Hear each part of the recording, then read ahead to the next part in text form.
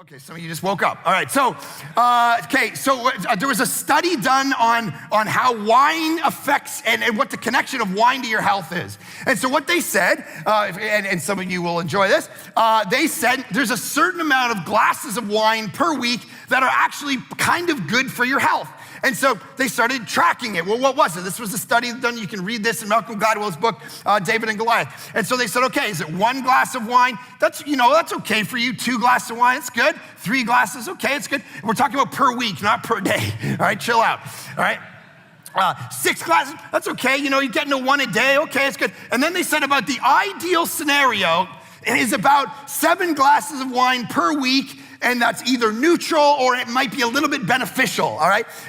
Some of you are like, what kind of church is this? This is the craziest sermon I've ever heard. All right, so now we've hit this kind of moment where it's like a good, but then he says, once you go past 7 a week, you start to go downward in its effect. And now you're at 11 glasses, and now you're at 15 glasses per week, and it starts to affect your money and your health and your family in different ways. And so and you can apply this 100 different ways. Money.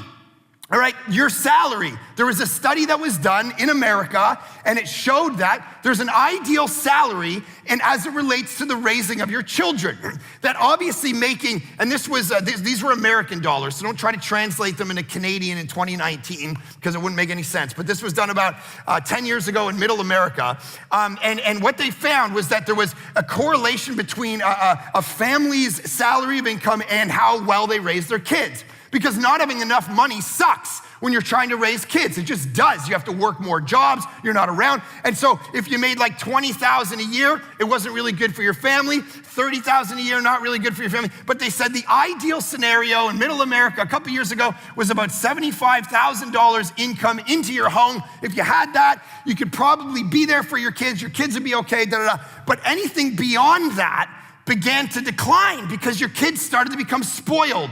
And so if you were making $300 a year, if you weren't careful, your kid was gonna start to feel entitled, live a life that wasn't very good. See, my point is this, there's no such thing as an unmitigated good. There's no such thing that you can just take something that's good, stretch it out as far as it goes, go after more of it, and it's gonna be good for you. The reality is at some point that good thing is gonna push back on you and be bad for you, and that's why Paul makes this list. He says, do not just go after unrelenting pleasure, unrelenting comfort, unrelenting square footage, unrelenting shiny things, because at some point it will kick back against you. Come down into the arena and suffer more intentionally. Now, what does that mean for you? What are you gonna do? Take your clothes off, run around? Don't do that.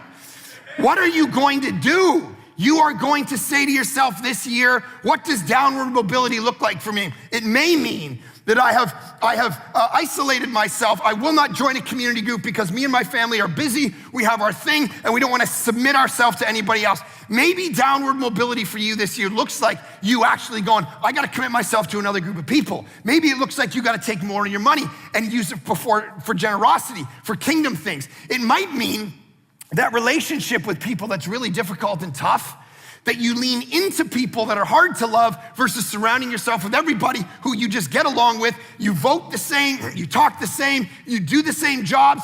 You have to go, what does it look like to actually push myself a little bit instead of the comfortable world I've created? That's what the Apostle Paul is getting at.